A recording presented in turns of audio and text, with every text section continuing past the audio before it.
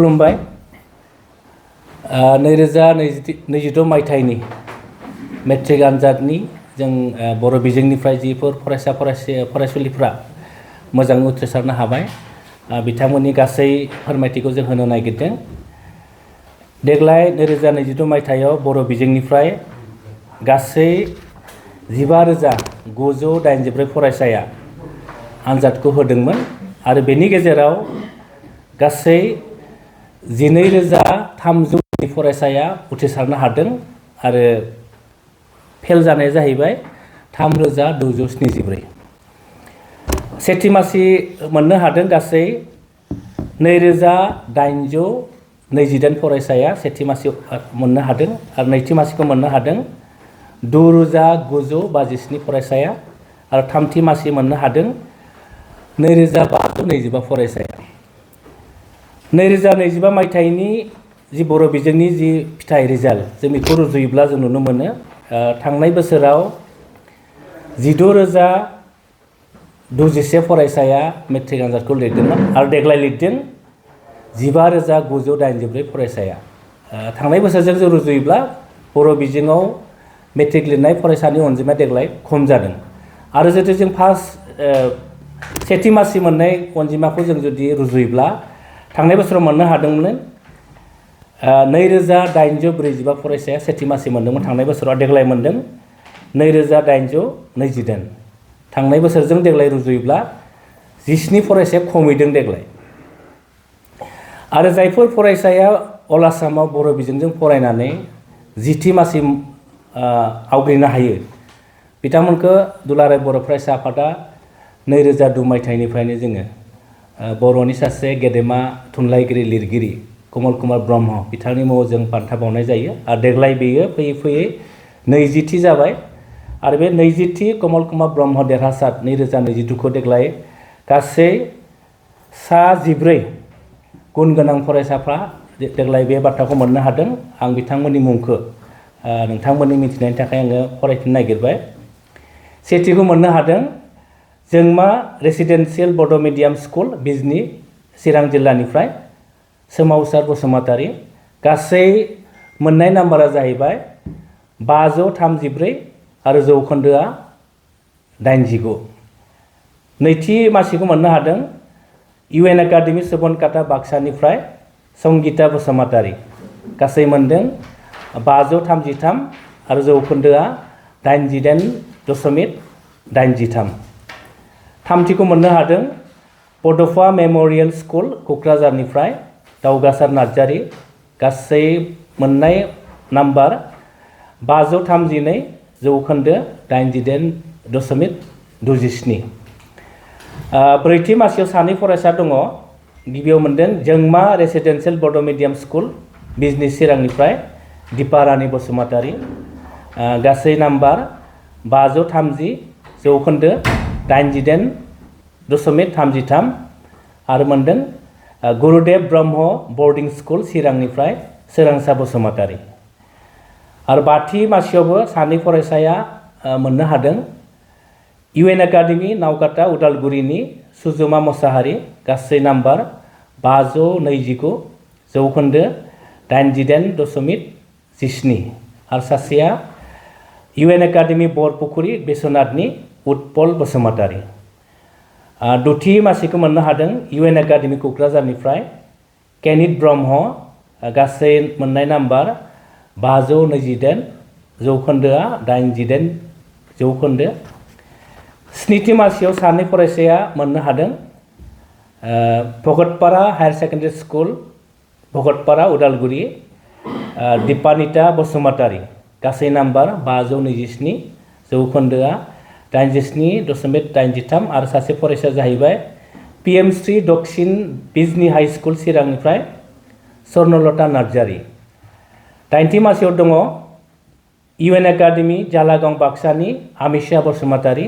गासै नाम्बार मोनदों 522 जौखोन्दो 87.27। दाइनथि मासियाव दङ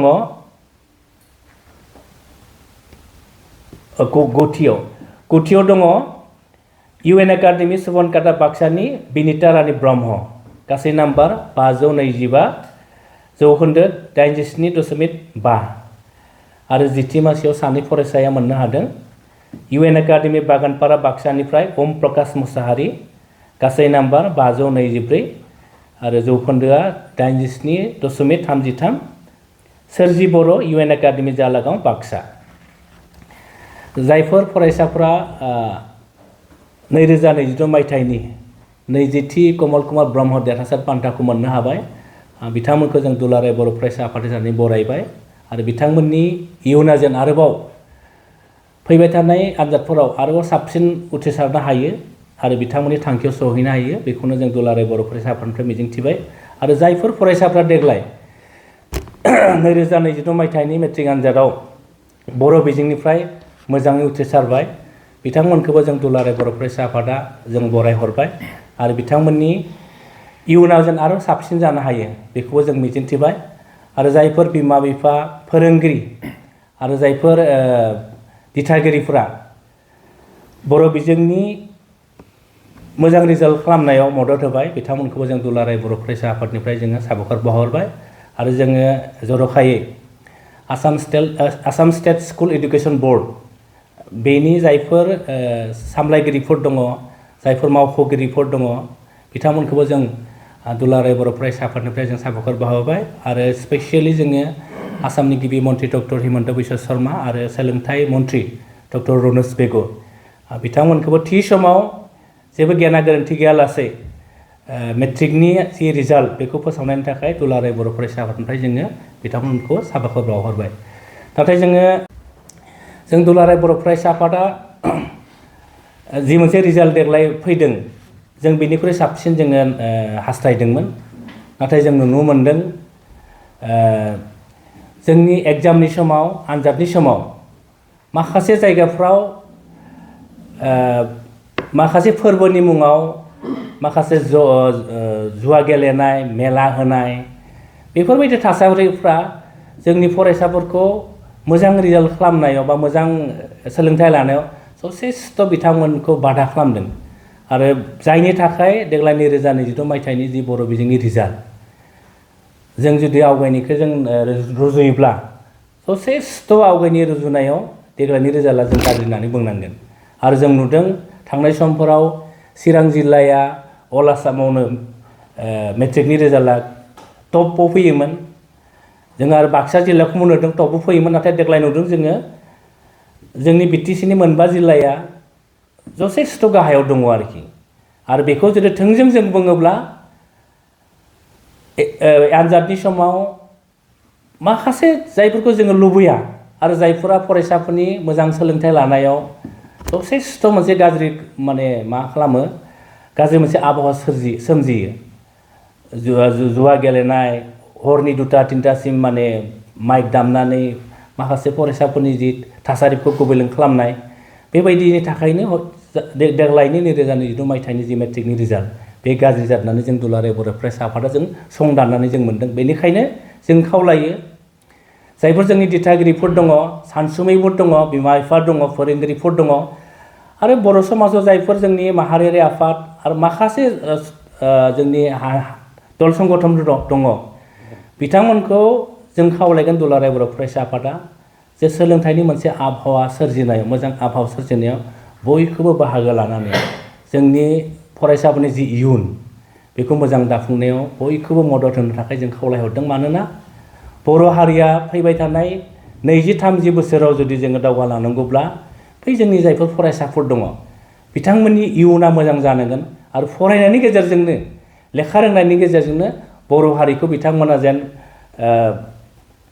गोजौ फारसे लांनो हायो आरो बड'फा उपेन्द्रनाथ ब्रह्मआबो जि मोनसे सिमां नुदोंमोन गेरेमसा माहारि दानाय जों दुलाराय बर' फरायसा आफादा जों फोथायो गेरेमसा माहारि दानायनि जि बड'फानि सिमां बे सिमाङा जोंनि फैबाय थानाय फरायसाफोरनि गुन गोनां सोलोंथाइ लानायनि गेजेरजोंसो जाफुंसारगोन होननानै जोङो मोनसे फोथायनाय दङ ओंखायनो बयखौबो सोलोंथाइनि मोनसे मोजां आबहावा सोरजिनायाव बयखौबो मदद होनो थाखाय दुलाराय बर' फरायसा आफादनिफ्राय गुरैयै जोङो खावलायहरनाय जाबाय गोजोन्थों जोङो 20थि कमल कुमार ब्रह्म देरहासार बान्था 2022 मायथाइनि बेखौ जोङो बाक्सा जिल्ला दुलाराय बर' फरायसा आफादनि मददजों सालबारियाव जोङो बेखौ बिथांमोननो बावनो थाखाय जों आखायाव लादों। जोङो डेटखौ लाथ'वाखै, डेटखौ मोनोब्ला नोंथांमोननो जों फोरमायनाय जागोन। गोजोन्थों।